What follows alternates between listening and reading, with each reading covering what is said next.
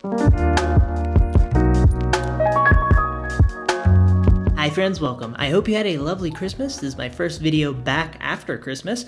I want to share with you a conversation that I had with my favorite jazz pianist friend, Austin Ross. We spoke about the importance of embracing discomfort and using discomfort as a tool and a resource to grow as a creator. Putting yourself in social situations to make this happen, using self-discipline to make this happen on your own, apart from a social situation, all sorts of things of that like. I had an issue that arose near the end involving one of my Christmas presents, which I'm so happy to have. It allows me to, it's called an Elgato Cam Link, and it allows me to plug my camera into my computer and record straight to my hard drive, as well as see a nice live preview of what the camera is seeing. This is great. This camera doesn't have a flip-up screen, so it helps me know what my hair is doing. If I have some snacks in my teeth, it's good. I'm still troubleshooting the technical side of using this thing. I recorded for 45 minutes with him and something horribly wrong happened. The camera shut down. I think it overheated. I'm still working that out. It turned green. This is what it looked like. Whenever there's something that, never mind. Oh God, it's green. What's happening? This is chaotic.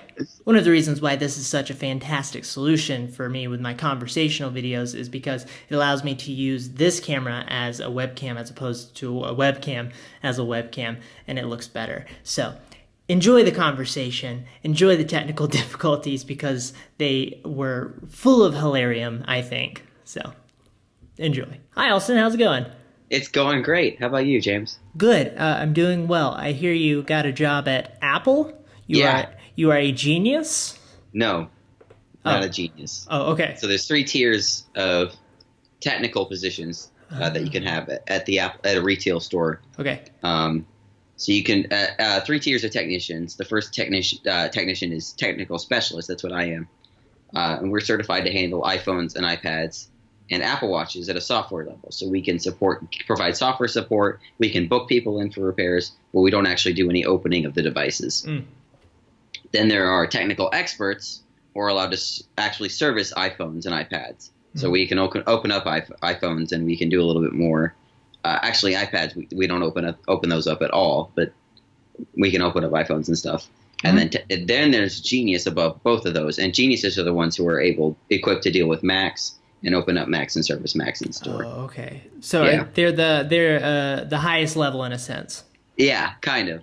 Beautiful. Are you enjoying your job? I love it. It's awesome. And it's your first job, correct? Lives. It's my very first job. That's so rad. After one day of driving for Faber, and that didn't work out too well. I need to tell you that story sometime. Okay, that sounds like a fun offshoot. And then I taught piano and guitar lessons in home. I still teach one guitar student and one piano student on and off, but Apple's my main gig right now. Sweet. Well, I feel like you would do a fantastic job. You're very articulate and smart, and you are good at explaining things to people and probably also convincing people that they need to buy your products. Well, I don't get any commissions. I just help people get what they need. Well, yeah, but just goodwill, man. You're just trying to help people out. I appreciate that.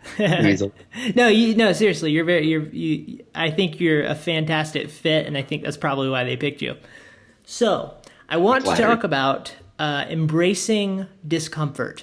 Yes. And one direction I want to go with this is practice, the importance of practice, putting yourself in the trenches. I believe that victory is won in the trenches. Mm-hmm. And I'm curious, how important do you think it is to embrace discomfort when you're trying to develop as an artist? It's everything. My dad is a big fan of this book called Talent is Overrated. And I honestly cannot remember the name of the author, but it's called Talent is Overrated. And the guy makes the case that the idea of talent, that people have natural giftings towards or natural abilities in one area or another, he says that's bunk. He says that it doesn't exist. It's not real. I would absolutely agree. he essentially makes the case that Jeffrey Colvin, by the way. Jeffrey Colvin. Okay, cool. I looked it up. I did. I'll have That to wasn't remember. in my Thank mind, you. so I don't want Yes. to. I'm not a Okay. genius. I would have been really impressed. But he makes the case that talent doesn't exist, and the only thing that does exist is hard work. And there's different. I don't remember if this is talent is overrated, or there's a book by what's his name? He has the revisionist history. Malcolm Gladwell. He has a book. I think it's That's called, where I thought you were going with it, but I didn't want to jump in. I think he has a book called like Genius or something like that. I can't remember. It was either a Malcolm Gladwell book or the Talent That's Overrated. I book. should read more. They talked about a study about violinists. I think I mentioned this before, but there were 3 levels of violinists that all came out of the same conservatory for violinists. And to get into the conservatory, you had to be really, really good at the violin. To begin with, you had to be really good. And they studied the practice habits of every violinist who came out of the school over their 4 years and where they ended up. And the 3 tiers of violinists, they all practiced 9 hours a day. Every one of them practiced the same amount of hours every day. But some of them went on to become music directors in high schools and colleges. Some of them went on to become, first chair or whatever, like just concert violinists, or not concert violinists, but like in an orchestra, they were like the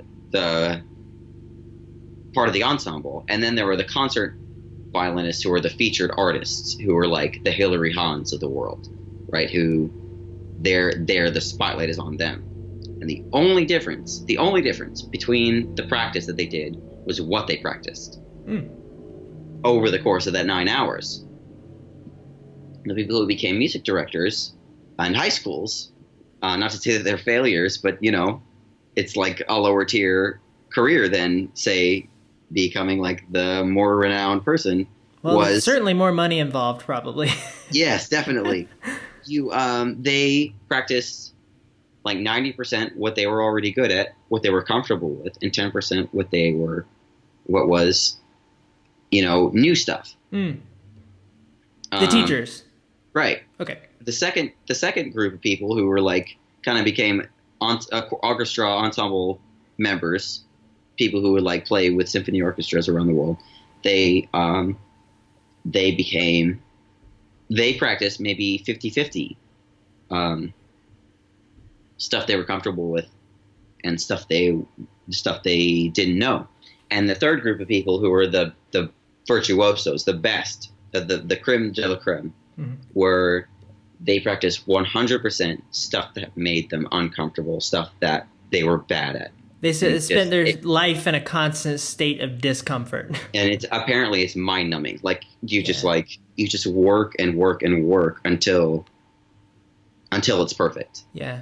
Just like doing that one scale over and over and over again, doing that one passage from music over and over and over again until you never ever mess it up. And that's all you do for 9 hours straight. It's almost like they practiced until they couldn't fail. Mm-hmm. Right. So there's a saying, and I don't know if it's a saying across all art forms, but in musicians we kind of quote that sometimes. It's like an anecdote. It's like amateurs practice until they get it right. Yeah. Professionals practice until they don't get it wrong. Absolutely.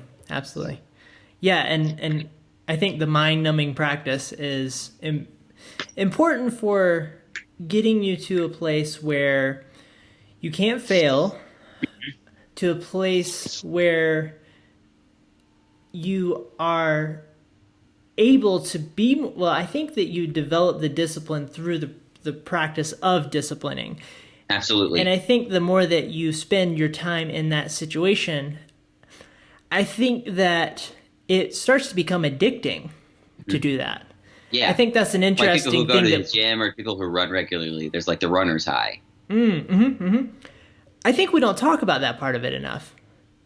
The fact that it's actually really addicting and rewarding to sit down and put yourself in a grind for a long period of time until it hurts and until you've sort of gotten yourself over the hedge of comfort it's like there's a place that you get to where it feels so fantastic because you have been uncomfortable for so long that you've reached a new level of competence. Like you leveled up. But to get there, you have to go through this mud of death and sadness for a long time. Right. And I think that the times in my life where I feel like I really developed as a person and leveled up and got to a new place that sort of feels like it can't be undone. Like, I'm better now, right? Mm-hmm. I feel like that was on the other side of me being put in an uncomfortable situation that I probably didn't choose to put myself in for a prolonged period of time. Absolutely.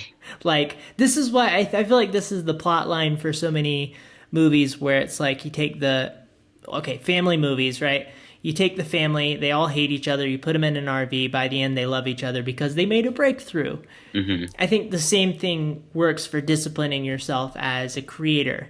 Mm-hmm. You need to go after that breakthrough, the difference between you and people who are where you want to be, the people who inspire you, the people who you want so badly to be like, is they've reached a level of competence that you're not at because they went through that grind. Right. And now it's like they don't even it's the flow of their life now. Mm-hmm. Their ability. If you want a good example, I mean, it works with every single skill we develop. It's you get into a place where it's like walking, right? When you first started walking, it was this weird, awkward experience. You're falling, you're falling on your butt, but perhaps you're falling and hitting your head on stuff and crying a little bit. But by the end, you get to where we are as adult humans. Walking is something we don't even think about. It just happens. Right. And I think that for the artist, it's the same idea. Go ahead. Oh, I was just going to say, if you want an example of where to look, literally what good practice looks like, there's a YouTuber named Adam Neely. I was just looking at his channel today. I checked him out after you recommended him, and I looked up. Oh, that's cool. He made one, he makes, I really enjoy his videos where he covers stuff like the longest song, like what is the slowest song? What does that mean? What even qualifies as a song? That stuff's really fun to me. Yeah, it's great. He has a very philosophical take on music. Yes. And he's very well-rounded. He talks about music history. He talks about philosophy. He talks about different styles, different eras. He just brings it all together. It's really cool. But he has a video that's literally, I think it's like 6 hours long. It was a 6-hour live stream of his practice routine.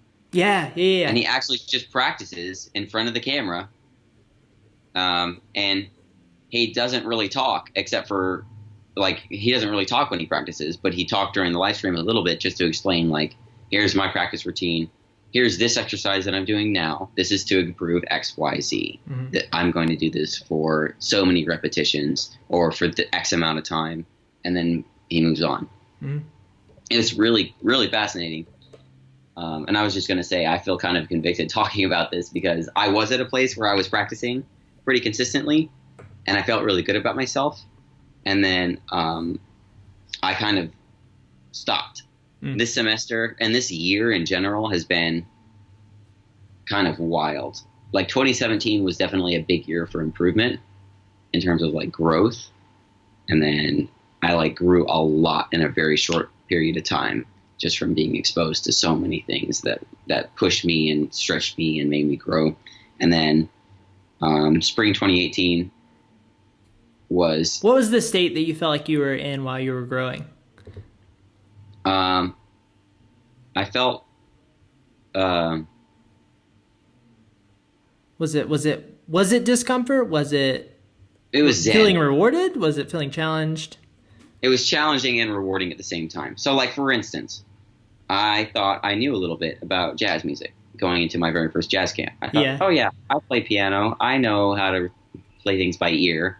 I know a few standards out of the real book. I'm squared away. I'm good to go. And then I went to jazz camp, and I was embarrassed. I couldn't take solos. I didn't know how to comp. I didn't know any of the lingo or the jargon that any of the people were using. I was like, where am I? And I was kind of halfway prepared for that, right? Because my piano tutor at the time, he was like, whenever you walk into a room, turn on your iPhone and start recording, like immediately. Like just start recording audio. Just like whatever anyone says, write it down, record it, because you're going to learn a lot over the next week. And so I did. And then by the end of 2 weeks, each week was a summer camp. I knew more about jazz music than I had learned over the course of like 2 years prior to that. Yeah. Right. And from there, I went straight to college. Coming out of high school, I went straight to college, community college, and I went into some jazz ensembles at my college. And I was way more equipped for those ensembles than anything that I could have learned in a classroom or that I could have learned watching videos online could have taught me, just because I was pushed through the fire of forcing myself to perform in a combo at these camps. How important was the immersion into that culture for you? Very important. For musicians, it's all about staying around the campfire, because you can always like convince yourself that you can learn by yourself, and there's a truth to like you can learn if you're really self-disciplined, but a lot of humans are not self-disciplined, and so staying around a community where there's other people who are better than you and that are encouraging you to improve, and that are showing you what you could look like if you got better. And creating a drive in you too. I think a drive is a huge part. It just forces you to be like, well, crap, I could be better. I guess I have to practice. At least for me anyway. For me, what it builds is like, I observe around me what I see that I want to be better at. And then the drive looks like I want so bad to be that. Yeah. It's the only thing that like I get obsessive about it. I want so bad to be to be this version of this, or to be this version of this. I do that with creators that I watch on a daily basis. There are certain things that are just so compelling to me about them, and I get obsessed with how to get there. Yeah. To the point that it can get frustrating at times because I feel like I'm not making any progress. That frustration is important too, I think. Absolutely. Yeah. But you actually learn, in my opinion, you learn way faster when you're put in an uncomfortable position than you do if you're comfy. Like, if I'm all cozy in my bed and I'm like reading out of a textbook, and I'm like, oh yeah, this is easy. Versus if I'm thrust into a situation where I have to think on my feet, I'm going to remember the stuff where I have to figure stuff out and think on my feet way more than I am in my comfy position, because my brain is in an elevated state. My senses are heightened. I'm actively in a state of absorbing, in an active state of how the hell am I going to do this? Right. Like at the Apple Store, we have a process where you learn. It's like a 3-tier process. First tier is we teach you. We say, hey, here's how this works, right? And the second tier is shadowing. So we watch. We put on regular plain clothes and we go watch someone who is in the position that we're going to be in, and we just sit and watch them do it. And we ask them questions, and we watch them do the work. And then the third tier is reverse shadowing, where you are actually taking the appointment and your person is in plain clothes and they're watching you and offering guidance and advice. Discomfort engage. Right, exactly. So you learn really quickly at the Apple Store how to be an Apple employee, because if you're not engaged, you're not going to learn. Mm-hmm. But the best part about that is they actively encourage you to ask questions. They actively encourage seeking out knowledge and seeking out wisdom and seeking out help from your peers. There's never ever an atmosphere of you don't know. There's never like a condescension or like a mean spirit about any of the employees at that store. And that's why I love working there so much, because if it was like that, the environment would be so much more hostile and so much more competitive than it is. It's like everyone's on a team. It's almost like, I think it's important within companies to have a really proper balance between encouragement and challenge. Mm-hmm. And I think that it's different for every company in every situation. Mm-hmm. And I say company, apply that to any social situation where you and your peers are trying to grow towards something, right? Absolutely. I think that sometimes you need more challenge, because the harshness that I felt while at Starbucks, which is hilarious because it wasn't a coal mine. No. But at the same time, it was customer service. And My girlfriend works at Starbucks. Yeah. I know all about it. It gets a little bit intense, and you have to serve the customer, and you have to do things correct, and you have to stay on within the sequence of everything that's going on. And you got to maintain composure when this customer starts cursing at you. Right. You have to, all of that stuff, and it can be very, very taxing. I forget where I was going with that. You have, challenge. It's important. Challenge and encouragement. I think you have to have a balance. I think that what Apple seems to do well, from my experience, I've been in an Apple interview, by the way. Oh, that's awesome. That's as far as I made it, the big group interview. And it was one of the most invigorating experiences of my entire life. It's awesome. And it's sort of like, hey, we're all in this together. We're a team, support. But at the same time, I'm sure that once everything, once the ball started rolling, you were in a position where you now have to be challenged, where they have to say, hey, you're doing that really badly. I love you, but you're doing that really badly. Yep. And we have a customer interaction to run here, and you, sir, can't do that so badly. And then you feel bad. And then through that feeling bad, you hopefully grow. Or if you're a narcissist, you push back and throw a table and run off. Self-reflection, I think, is super important. Like the ability to self-reflect. Yeah, I feel like a lot of people didn't get that from their parents for some reason. No. Well, it's like you have to be able to look inward to improve on yourself. Like if you want to improve, forget putting yourself in uncomfortable situations. If you just sit and think, just take 5 minutes after something happens that you want to improve at, you think, okay, what happened there? What did I do? How could I do that better? What did I do good? How can I keep doing that? You'll learn and you'll improve way faster than everyone else, because no one else is thinking, how can I improve myself? They're just doing. They're doing, or they're blaming others, or they're not spending enough time in introspective thought. Yes, it's because people don't reflect; they just do the same thing and then wonder why they got the same result. Yeah. So, what do you think is the solution for somebody who wants to be self-disciplined in challenging themselves and putting themselves in a state of discomfort? What do you think is the solution for them? Can you have the same level of immersion into discomfort and drive on your own? Is it per personality? What does that look like? Well, to be completely transparent with you, I am still looking for that answer for myself. My dad is very, very, very self-driven.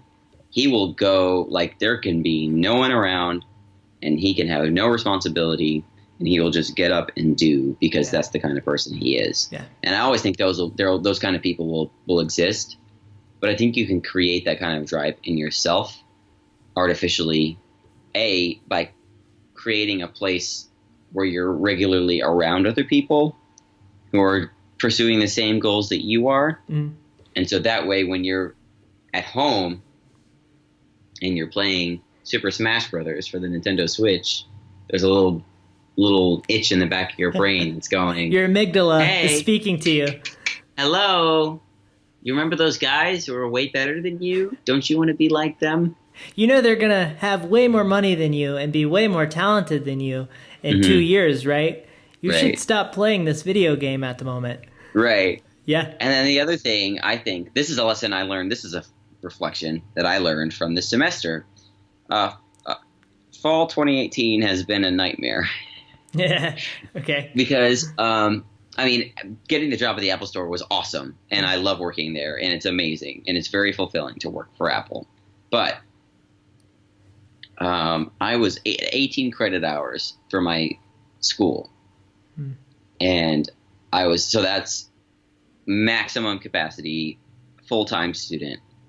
I ended up, just from the workload of the school alone, before I even got the job, I was having to drop 2 of my courses just because it was just too much. I was drowning. Yeah. I was taking 2 different piano lessons, classical piano lessons and jazz piano lessons, and I dropped the classical because the classical was like, I don't really need this. Ultimately, I can still learn the technique and still play properly without having to be in 2 separate lessons. And then I ended up dropping a math class because I was in government and I was in what else? I was in theory and singing. Gender studies? And I was in psychology as well. Oh, okay. So it was like, it was close, right? It was a lot. And so I had a lot on my plate to begin with. And then I got the job and I was working every hour I was not at school, I was at work or asleep. So school, Apple job, sleep, school, job, sleep. Like that was it. And I had no time for myself. I had no time to work on anything that I wanted to work on. I had no time to really do homework for school. What kept you sane, or are you insane at this point? Yeah, pretty much. Okay. So Okay. what kept me sane was listening to music because, I mean, music is great as an art form because it's one of the only art forms you can enjoy passively as well as actively. You can sit down and like decide I'm going to consume this album and I'm going to take notes and I'm going to really listen to what's going on here, or I can put the album on the background and enjoy it that way. But as a musician, let it influence your vibes. Yeah, I've noticed that a lot of value is added to me when I listen to a lot of music. I absorb a lot through osmosis. My ear gets better.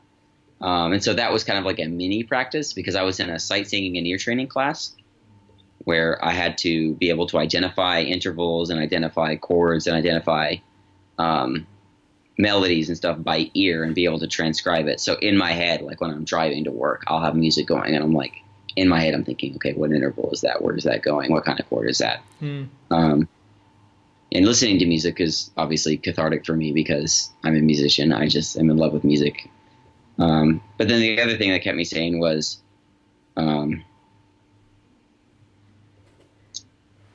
being around drugs. My family. Yeah, drugs. Yeah, no. All right. Being around my family and my Hey, girlfriend. thanks for listening, everybody.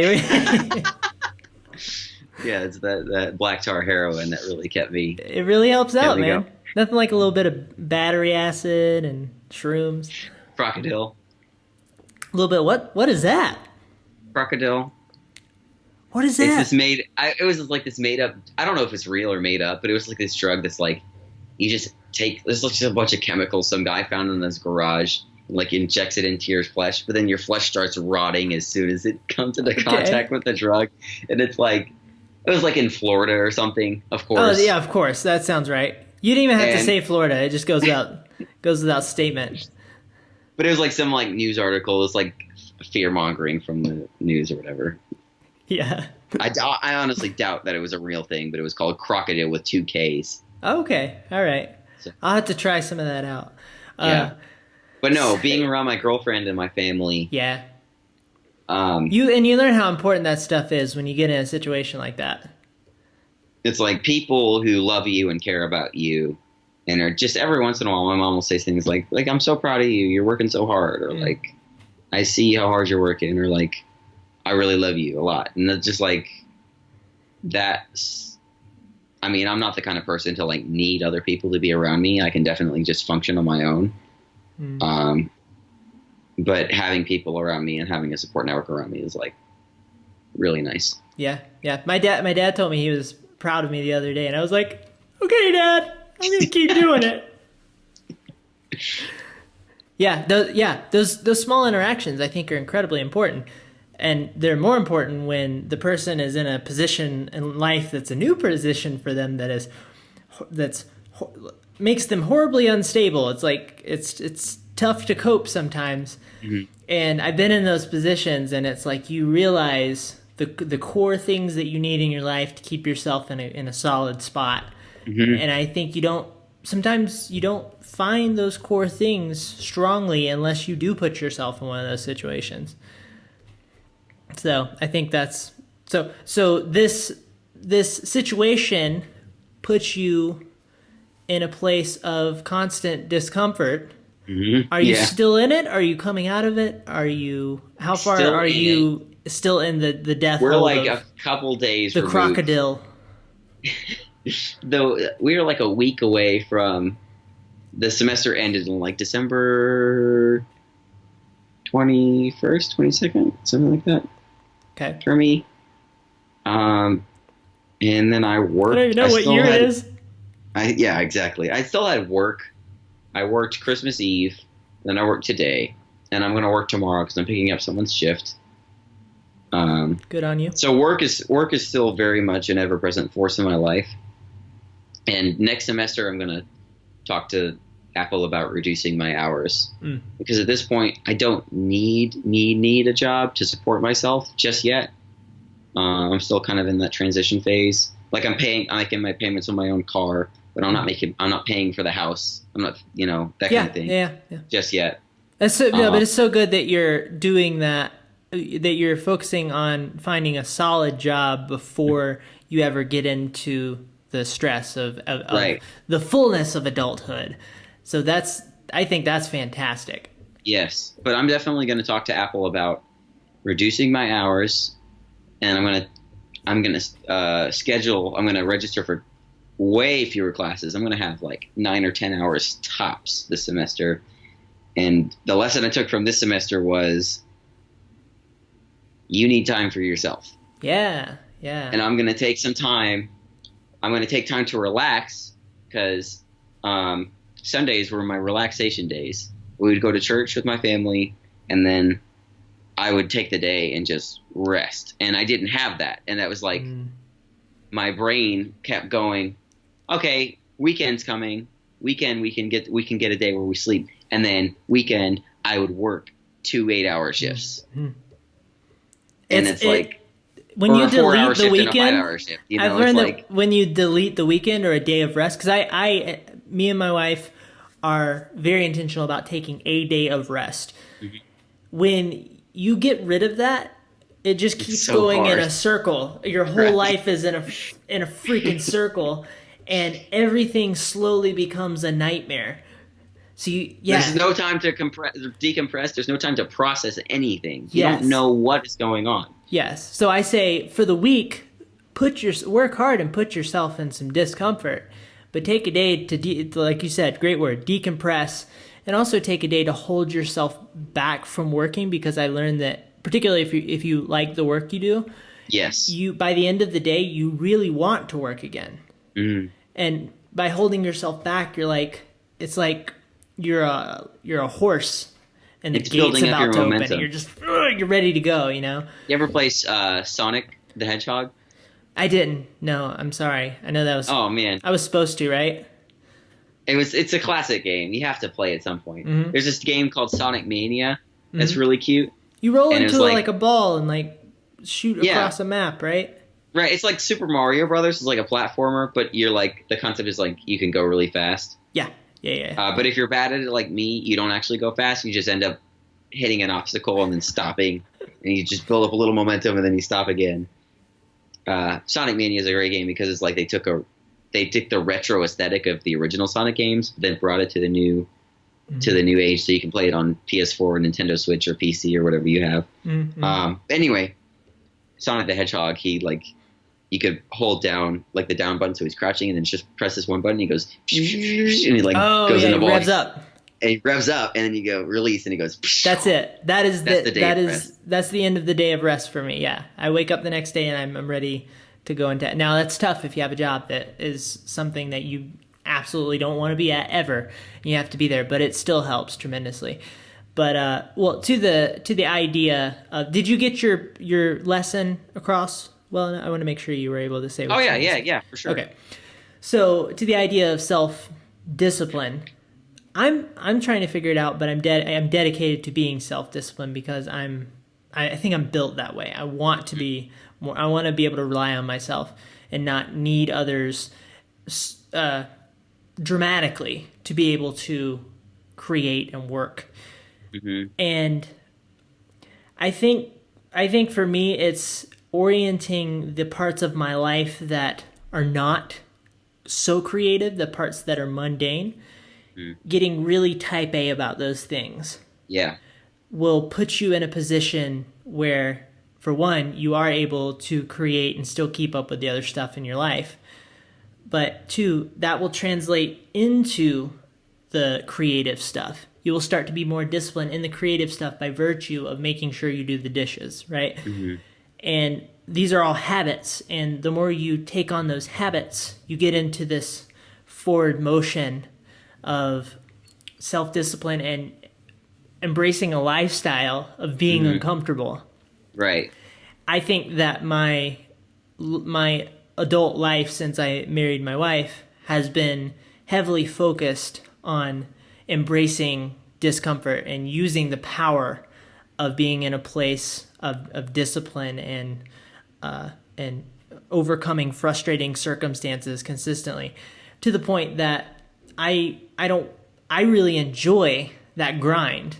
Mm-hmm. And I think that's the thing that you have to try to work towards and that you have to be passionate about working towards. Enjoy the thought of getting to a place where you have a to-do list that you're following and you're very disciplined about it. And all of those things, the reason why I know that's so important is because I know that the more I do that, the more I set myself apart from the creator who has not put, like what you were saying at the beginning, that natural talent is really a myth. That Absolutely. It's actually just a bunch of hours of practice. Well, deliberate practice. Deliberate practice, yes. Absolutely. Because the 9 hours was being spent either way, but some people were spending it doing things that were hard so that they were continuously improving. Some people were not. It's like a knife, right? If you run a knife through butter, it's not going to get sharper. Right. It's just going to keep cutting the butter. It's not going to necessarily get any duller either. It will provide you with butter, though. Right, it will provide you with butter. He cut a bunch of bread, maybe. I don't know. Mm-hmm. But the way you make a knife sharper is by running it across a whetstone, something that's rough, something that takes stuff away, that provides resistance against the knife, and that's what causes it to get sharper. Great analogy. Well played. Thank you. I just came up with that. Sir, get a point. Spot. 1 point. 1. What's the score right now? 1-0. Oh. Yeah. I still have work to do. I feel like it's your podcast, so you got to get like a head start or something. I think I need to bring in a third party to decide the point system, because really I could just make it where I always win, and that would be a trust issue. I think that you would have to be able to trust my character, but maybe But you are the winner, James. Or it's like Whose Line, where it's all made up and the points don't matter. I love Whose Line. Did you ever watch? Okay, I wonder how many people, younger folk, have never seen that show, and that's sad. It's still running. It's still on. Really? Yeah. Wait, I feel like I did. But hear that they started... Aisha Tyler is the host now. It's not Drew Carey anymore. Aisha Tyler is like the voice of this one character on like this one cartoon, I guess. Mm-hmm. That's the only reason I know. You definitely miss out on his dry humor. Well, you can't. No one makes fun of Aisha Tyler. Yeah. Everyone made fun of Drew Carey, right? That was the point. Right. And he was such a good sport about it, and he was always having fun. Right. The back and forth, the banter. Right. And I feel like that was probably a very, like, when it first came out, and the concept of that show was probably a very risky idea. It's like, we're going to get on stage and we're going to just make a TV show out of us improving with like foam noodles in our hand. Yep. And the people in the boardroom are like, oh, okay. Well, they pitched it at the UK first. It was the UK before it came to the US. Oh, that's how it always works. Freaking The Office. And Colin and Ryan were on it, and I think Greg Proops. He's not like a mainstay, but he's like one of the regular reoccurring guests. Mm. They were all three on the original UK roster. Oh, okay. Before they came over, and I think Drew Carey wasn't the host until they came to the U.S. Yeah. If I'm not mistaken. I know so much trivia. I need to like clear my. There's gonna be a clear cache button on my brain. It's beautiful. Now I think it's great. Keep it up, but also like take a what's it called when you segment a hard drive? Is it I guess a partition. Partition some of your energy towards getting better at your scales and your improvisation. And this yes. Oh God, what happened to my camera? Oh no, I think my camera exploded. Oh no. Can you see? I can see you, but you're like oh, it switched. It's blurry. It's not blurry, but it's like misty, like it's like oh, this is a nightmare. Oh wait, it's coming back, I think. Oh no. I think it stopped for a second and it came back. So all black screen right now. I can't see anything. Okay, hold on. We're gonna do this. Oh, it turned off for some reason. This is dealing with discomfort right now. This is horrible. I'm so sorry for everybody who's seeing nothing but darkness. It's okay. We're gonna make it through this. That's our life without you, James. Oh, thanks. I think. Well, see, whatever reason it decided to turn off, it's this newfangled technology that I've decided to start embracing. Okay, here I'm gonna turn it off and then turn it back on again. At the Apple Store, we have this phrase, dealing with ambiguity. Oh, okay. Whenever there's something that... never mind. Oh, God, it's green. What's happening? This is chaotic. It stopped again. What's going on? Whenever... We're dealing with ambiguity right now. This is serious.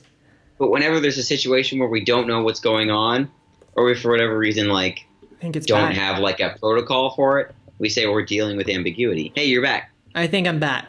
Nice. Okay. Hopefully it's recording right. Hey, we're going to take a quick break. I'm just going to make sure that recording's okay. We'll be right back.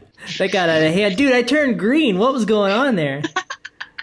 That was intense. Okay, where were we? I was just mentioning dealing with ambiguity because of the camera thing, but it also ties into the discomfort. Okay, so where's a good place to wrap this up, Austin? I guess synopsis. Oh, I have an idea. Okay. All right. How do we find creative ways to get in the same room as inspiring people? Are you recording right now? I am. Okay. Creative ways. Well, an easy way is to take classes at your community college. Okay. There are so many talented people in your community you don't even know about. And whatever you want to learn how to do, there's a class for it at your community college, guaranteed. Okay. Painting, drawing, photography, audio engineering, music, photography, running, physical fitness, science, psychology, whatever you want to learn how to do, you can audit classes for free at your community college and figure out how to do those things. And you'll be put in an environment where there are people there who know how to do those things better than you. Mm-hmm. Or if you find a club that's dedicated to something that, like if you want to be better at improv, if you're an actor, find an improv club in your city or in your town that has people there, and you just make it a routine where you have to go there and you have to involve yourself somehow. Your screen just I died again. Oh God, this is terrible. I have an idea. Hold on. Keep going. Improv class. Okay. But yeah, if you make it a point to force yourself to participate, it makes it so that you become comfortable being uncomfortable, if that makes any sense. So, like, for instance, I um, have I have made it a point to where I made it a point that I don't care about looking foolish in front of other people. And so I am perfectly okay with looking foolish for the sake of learning, for the sake of gaining knowledge, because to me that knowledge is way more important to me than the image of, oh, haha, he didn't know the answer to that question, right? Mm. So I've made it a habit of, like, if there is a professor who says something and maybe I missed it early in the class, maybe I had like zoned out or whatever, I'm just going to throw my hand up and say, like, hey, what does that word mean? Hey, what did you mean by this? Hey, in this instance, and if such and such and such, if X, Y, Z happens, does X still apply, right? Or whatever. And my classmates can laugh at me and snicker at me and whatever. I'm learning, right? So if you force your, and same thing at in jazz ensemble. If I force myself to participate, if I like, I have a habit of, whenever I'm in ensemble rehearsal, like jazz combo rehearsal on Thursday nights, whenever we call a tune and my band director asks, hey, who wants to solo on this? He knows that I'm going to solo on it by default, because I've just said I'm going to solo on it every time. Because even though I know I'm not going to be very good, I'm forcing myself to get the repetition in of sight reading the changes and having to figure out a pathway. And putting yourself in a position where you have to be present and focused. Because Absolutely. We spoke about this a little bit in the past, where the putting yourself in a high intensity situation makes your mind hyper focus on a level that is very hard to achieve without that. It's a tool to be used, putting yourself in a spontaneous situation where you could easily fail catastrophically in front of everyone. Yep. And the more reps you get in, the more comfortable you are with being uncomfortable. The more comfortable you are messing up. The more comfortable you are looking stupid. The more comfortable you are doing the wrong thing or doing the right thing and still failing anyway, right? And that feedback loop gets shorter and shorter, and you just start to learn, oh, okay, here's that works. Here's how this works. That doesn't work quite the way I thought it would. And you just get better, and you learn the things that you like, and you learn the things that you don't like, and improvement happens. Mm-hmm. But yeah, just putting yourself, finding an environment, finding a class, a club, practicing in front of a wall or in front of your friends and family forces you to get into a habit of, like, doing the thing you do. I mean, the internet, for crying out loud. YouTube, Instagram, Facebook, SoundCloud. You can find Reddit. I mean, you have so many options where you can find a community dedicated to people, dedicated to a thing that you like, that's full of people just like you.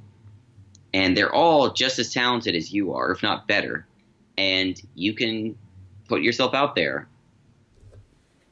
Yeah, absolutely.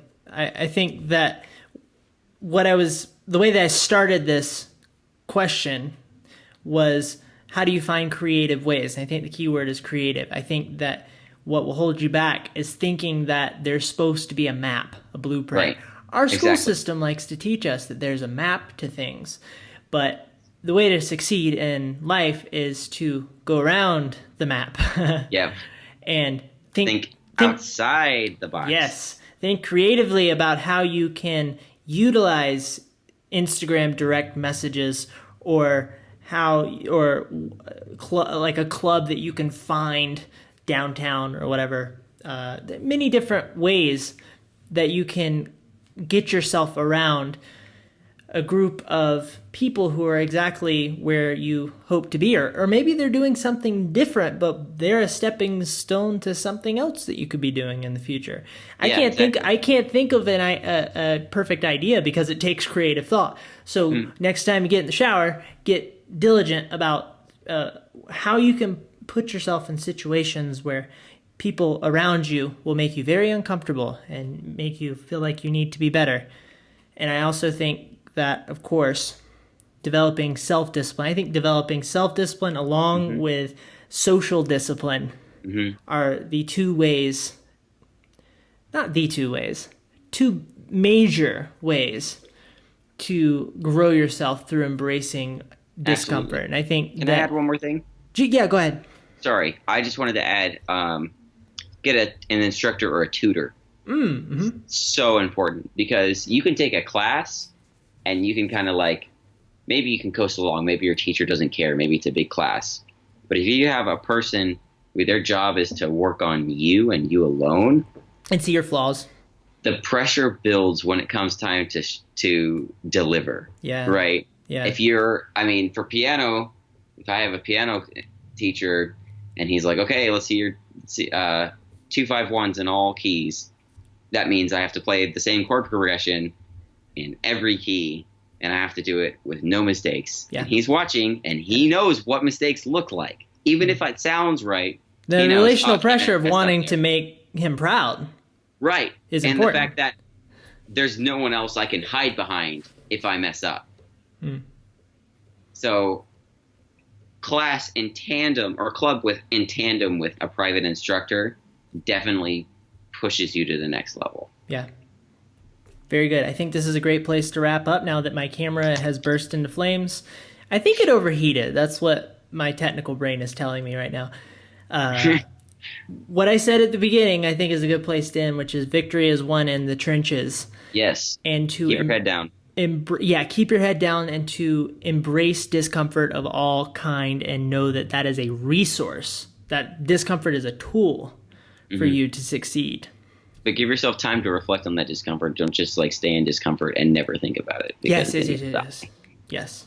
Good point. I was probably gonna kill thousands of people. I'm glad you said that.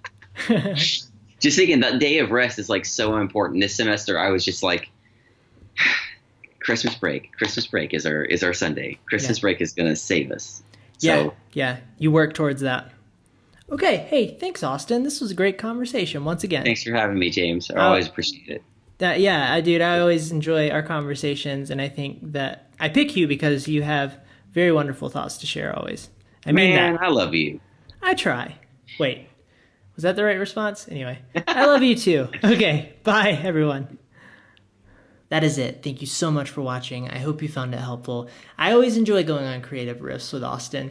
Any riffs, really. We sometimes have conversations on the phone before we have the actual conversation that you guys see, and we go off on all sorts of nonsense. It's good times. I would encourage you to find a friend like that if you don't have one. I would love to hear about how you guys feel like you could integrate more discomfort into your lives in order to grow yourselves. I hope you have a lovely day. Have a good New Year's. Goodbye.